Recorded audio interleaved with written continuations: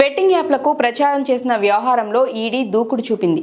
ఈ కేసులో 29 మంది సినీ సెలబ్రిటీలతో పాటు 4 కంపెనీలపై ఈడీ కేసు నమోదు చేసింది. అందులో సినీ నటులతో పాటు యాంకర్లు, బుల్లితెర నటులు, సోషల్ మీడియా ఇన్ఫ్లుయెన్సర్లు ఉన్నారు.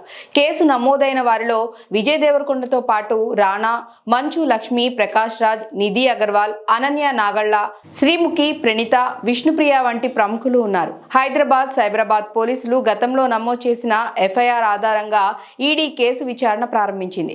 బెట్టింగ్ యాప్స్ ప్రమోట్ చేసినందుకు గాను వారు పెద్ద ఎత్తున డబ్బు తీసుకున్నట్లు ఆరోపణలు ఉన్నాయి. వారికి సంబంధించిన ఐటీ రిటర్న్లలో ఈ లెక్కలు లేవని అధికారులు గుర్తించారట. దీంతో మనీ లాండరింగ్ కింద ఈడీ కేసు నమోదు చేసింది. బెట్టింగ్ యాప్ల విషయంపై గతంలోనే విజయ్ దేవరకొండ, రానా దగ్గుపాటి టీం ఒక ప్రకటన చేసింది. నిషేధిత బెట్టింగ్ యాప్లకు వారు ప్రచారకర్తలుగా వ్యవహరించలేదని, నైపుణ్య ఆధారిత గేమ్లకు మాత్రమే ప్రచారం చేశారని వారిద్దరి టీమ్స్ వేరువేరుగా ప్రకటన చేశాయి. చట్టపరమైన అనుమతులు ఉన్న వాటికి మాత్రమే ప్రచారకర్తగా వ్యవహరించారని వారు తెలిపారు. A23 అనే కంపెనీతో విజయ్ చేసుకున్న ఒప్పందం ఇప్పటికే ముగిసిందని తెలపగా, రానా కుదుర్చుకున్న ఒప్పందం 2017లోనే పూర్తయిందని పేర్కొన్నారు.